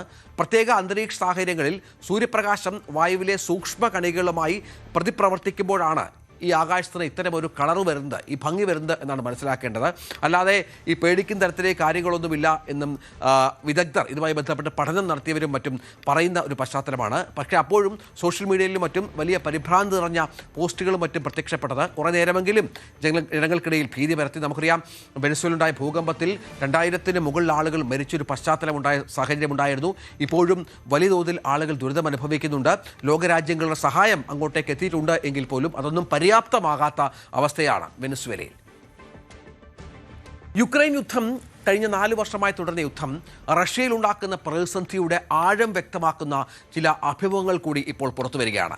കടുത്ത മുന്നറിയിപ്പുമായി റഷ്യയ്ക്ക് മുൻനിര ബാങ്ക് മേധാവി രംഗത്ത് വന്ന പശ്ചാത്തലം നിർണായകമാണ്. യുദ്ധം എത്രയും വേഗം അവസാനിപ്പിക്കണമെന്ന് സ്റ്റേറ്റ് ബാങ്കായ സ്ബർബാങ്കിൻ്റെ തലവൻ ജർമൻ ഗ്രഫാണ് ആവശ്യം ഉന്നയിച്ചിരിക്കുന്നത്. റഷ്യൻ ഔദ്യോഗിക ടെലിവിഷൻ ചാനൽ നൽകിയ അഭിമുഖത്തിൽ ഒരു അഭ്യർത്ഥന എന്നോണം വ്ളാദിമിർ പുടിനോട് വളരെ വികാരനിർഭരമായാണ് ഇദ്ദേഹം ഈ കാര്യം ഉന്നയിച്ചത്. എണ്ണ ശുദ്ധീകരണശാലകൾക്ക് നേരെയുണ്ടായ ആക്രമണം, അടിസ്ഥാന സൗകര്യങ്ങൾക്ക് നേരെയുണ്ടായ ആക്രമണമൊക്കെ രാജ്യത്തിൻ്റെ സാമ്പത്തിക സ്ഥിതി അതീവ ഗുരുതരമാക്കിയിരിക്കുകയാണ് എന്ന് ജർമൻ ഗ്രഫ് ചൂണ്ടിക്കാട്ടുകയാണ്. റഷ്യൻ ജനത കടുത്ത ആശങ്കയിലാണെന്നും ഇങ്ങനെ പോയാൽ നമ്മളൊരു സാമ്പത്തിക അടിയന്തരാവസ്ഥയിലേക്ക് പോകേണ്ടി വരും എന്നും അദ്ദേഹം മുന്നറിയിപ്പ് നൽകുകയാണ്. യുദ്ധത്തിൻ്റെ ഭീമമായ ചെലവുകൾ റഷ്യൻ സമ്പദ് വ്യവസ്ഥയുടെ താളം തെറ്റിച്ചുവെന്നും രാജ്യം അമിത സാമ്പത്തിക മാന്ദ്യത്തിലേക്ക് വീണു കഴിഞ്ഞുവെന്നും ഗ്രഫ് മുന്നറിയിപ്പ് നൽകുകയാണ്. ഈ പ്രതികരണത്തെ വ്ളാദിമിർ പുടിൻ എങ്ങനെ സ്വീകരിക്കും എന്നുള്ളതാണ് ഇനി കാത്തിരുന്ന് കാണേണ്ടത്. ഇത്തരം എതിർവാദങ്ങളെ അടിച്ചമർത്തുന്ന ഒരു നിലയിലുള്ള ഭരണാധികാരിയാണ് പുടിൻ എന്ന് നമുക്കറിയാം. ആ ഒരു സമയത്താണ് ഇത്തരം ചില വിമർശനങ്ങൾ ഉണ്ടാകുന്നത്. യുക്രൈൻ നടത്തിയ ഡ്രോൺ ആക്രമണങ്ങളെ തുടർന്നുണ്ടായ ആഭ്യന്തര ഇന്ധനക്ഷാമം പരിഹരിക്കാനായി ഇന്ത്യയിൽ നിന്ന് പെട്രോൾ ഇറക്കുമതി ചെയ്യാൻ ആരംഭിച്ച റഷ്യ ഊർജ്ജ പശ്ചാത്തല സൗകര്യങ്ങൾക്കും എണ്ണ ശുദ്ധീകരണശാലകൾക്കും നേരെ യുക്രൈൻ നടത്തിയ ഡ്രോൺ ആക്രമണങ്ങളാണ് ഈ പ്രതിസന്ധി കാരണമായത്. റഷ്യയിലുടനീളം വലിയ ഇന്ധനക്ഷാമമുണ്ട്. തുടർന്ന് ഭക്ഷ്യവസ്തുക്കൾക്ക് നിയന്ത്രണം ഏർപ്പെടുത്തിയ പശ്ചാത്തലം കൂടിയുണ്ട്. തുടർന്നാണ് ഇപ്പോൾ ഇന്ത്യയിൽ നിന്ന് എണ്ണ ഇറക്കുമതി, പ്രത്യേകിച്ച് പെട്രോൾ ഇറക്കുമതിക്ക് റഷ്യ തീരുമാനമെടുത്തിരിക്കുന്നത്. നിരവധി രാജ്യങ്ങളുമായി ചർച്ച നടത്തി റഷ്യ ഈ നിലപാടിലേക്ക് എത്തിക്കഴിഞ്ഞു. ഇന്ത്യ ഇതിനകം തന്നെ ഏതാണ്ട് 60,000 മെട്രിക് ടൺ പെട്രോൾ റഷ്യയിലേക്ക് അയച്ചു കഴിഞ്ഞു എന്നുള്ള വിവരം കൂടിയുണ്ട്. 2 കപ്പലുകളിലായി ഈ ഇന്ധനം റഷ്യയിൽ ഇതിനകം എത്തിക്കഴിഞ്ഞു. കൂടാതെ ഇന്ത്യൻ നിരക്കുകൾക്കനുസൃതമായി ഇന്ധന ഇറക്കുമതിക്ക് സബ്സിഡി നൽകുന്നതിനായി റഷ്യ അവരുടെ നികുതി നിയമങ്ങളിൽ ഭേദഗതി വരുത്തുകയും ചെയ്തിട്ടുണ്ട് എന്നും അന്താരാഷ്ട്ര മാധ്യമങ്ങൾ റിപ്പോർട്ട് ചെയ്യുന്നുണ്ട്. ഇത് ഇന്ത്യയെ കൂടാതെ ബെലാറസിൽ നിന്നും ഉൾപ്പെടെ നിരവധി രാജ്യങ്ങളിൽ നിന്നും റഷ്യ പെട്രോൾ ഇറക്കുമതി ചെയ്യുന്നു എന്നാണ് ഇപ്പോൾ നമുക്ക് ലഭ്യമാകുന്ന വിവരം. അത് മാത്രമല്ല, പക്ഷേ ഇന്ത്യയിലേക്ക് സമാനമായി തന്നെ ഇന്ത്യയിലേക്കുള്ള ക്രൂഡ് ഓയിൽ ഇറക്കുമതി റഷ്യയിൽ നിന്ന് വർദ്ധിച്ച പശ്ചാത്തലം കൂടിയുണ്ട്. അങ്ങനെ പെട്രോൾ തങ്ങൾക്ക് വാങ്ങുകയും പകരം ക്രൂഡ് ഓയിൽ നൽകുകയും ചെയ്യുന്നു എന്നുള്ള വളരെ പ്രധാനപ്പെട്ട വിവരം കൂടിയുണ്ട് എന്നാണ് ഏറ്റവും നിർണായകമായ കാര്യം. അമേരിക്കൻ പ്രസിഡന്റ് ഡൊണാൾഡ് ട്രംപ് കഴിഞ്ഞ വർഷം ക്രിപ്റ്റോ കറൻസി ഇടപാടുകളിൽ നിന്ന് 100 കോടിയിലധികം ഡോളർ, ഏകദേശം 9,520 കോടി രൂപ സമ്പാദിച്ചതായാണ് അദ്ദേഹത്തിൻ്റെ നിർബന്ധിത സാമ്പത്തിക വെളിപ്പെടുത്തലടക്കം പുറത്തുവരുന്നത്. 927 പേജുകളുള്ള ഈ വെളിപ്പെടുത്തൽ സെലിബ്രേഷൻ കോയിൻസ് എന്ന സ്ഥാപനത്തിൽ നിന്ന് 60.5 കോടി ഡോളർ റോയൽറ്റിയായി ലഭിച്ചു എന്നുള്ള വിവരങ്ങൾ കൂടി പുറത്തു വരുന്നുണ്ട്. വളരെ പ്രധാനപ്പെട്ട കാര്യമാണ്. നേരത്തെ നമുക്കറിയാം ബിറ്റ്കോയിനെതിരെയൊക്കെ രംഗത്ത് വന്ന ഒരു ഭരണാധികാരി കൂടിയാണ് ട്രംപ്. പക്ഷേ അദ്ദേഹം കുടുംബം ചേർന്ന് സ്ഥാപിച്ച വേൾഡ് ലിബർട്ടി ഫിനാൻഷ്യൽ എന്ന ക്രിപ്റ്റോ കറൻസി കമ്പനിയിൽ നിന്നാണ് ഏറ്റവും അധികം വരുമാനം ട്രംപിന് ലഭിച്ചത് എന്നാണ് നമുക്ക് ലഭിക്കുന്ന വിവരം. ഒപ്പം റിയൽ എസ്റ്റേറ്റ് ബിസിനസ്സിൽ നിന്നും മറ്റും വലിയ തോതിൽ പണം ഇപ്പോൾ ട്രംപ് സമ്പാദിക്കുന്നു എന്നുള്ള വിവരങ്ങൾ കൂടി പുറത്തു വരുന്നുണ്ട്.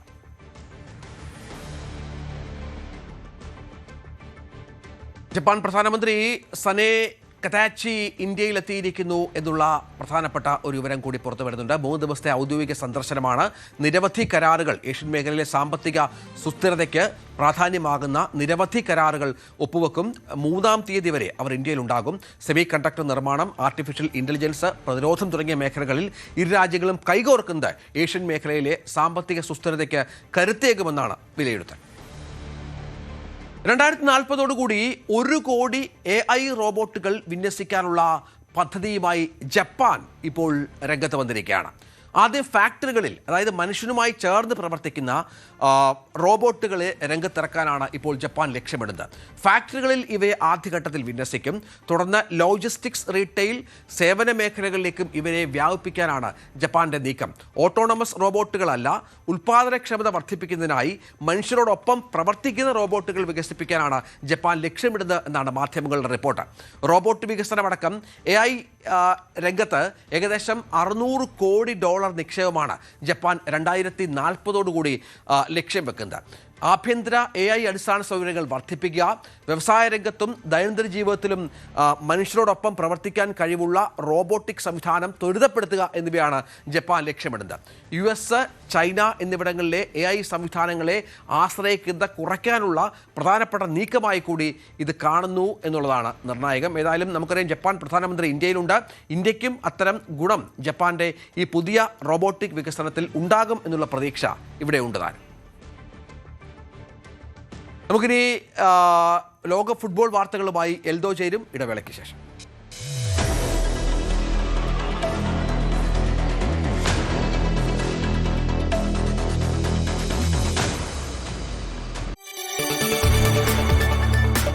കൂടുതൽ വാർത്തകൾക്ക് News 18 Keralam YouTube channel subscribe ചെയ്യുക.